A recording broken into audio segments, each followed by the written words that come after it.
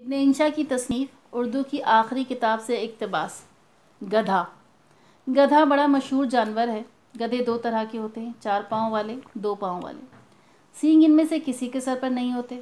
آج کل 4 پاؤں والے گدھوں کی نسل گھٹ رہی ہے، 2 پاؤں والوں کی بڑھ رہی ہے۔ گھوڑے کی شکل ایک حد تک گدھے سے ملتی ہے۔ بعض لوگ گدھے گھوڑے کو برابر سمجھنے کی غلطی کر بیٹھتے ہیں، دونوں کو ایک تھان پر باندھتے ہیں یا ایک لاٹھی سے ہانکنا شروع کر دیتے ہیں۔ اگر گدھا اس پر اعتراض کرے تو کہتے ہیں کہ سنو ذرا اس گدھے کی باتیں۔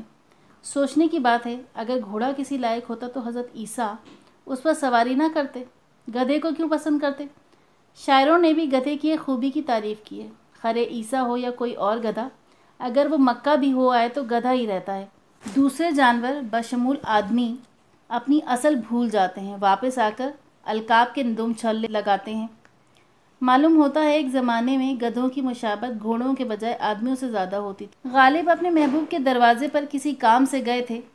اس کا پاسبان یعنی دربان ان کو حضرت عیسیٰ کا سواری کا جانور سمجھ کر بوجہ احترام چپ رہا، لیکن جب انہوں نے کنوتیاں جھاڑ کر اس کے قدم لینے کی کوشش کی تو سمجھ گیا کہ یہ تو نجم الدولہ دبیر الملک مرزا اسد اللہ خان غالب بہادر ہیں، چنانچہ کما ہا کا بدسلوکی کی۔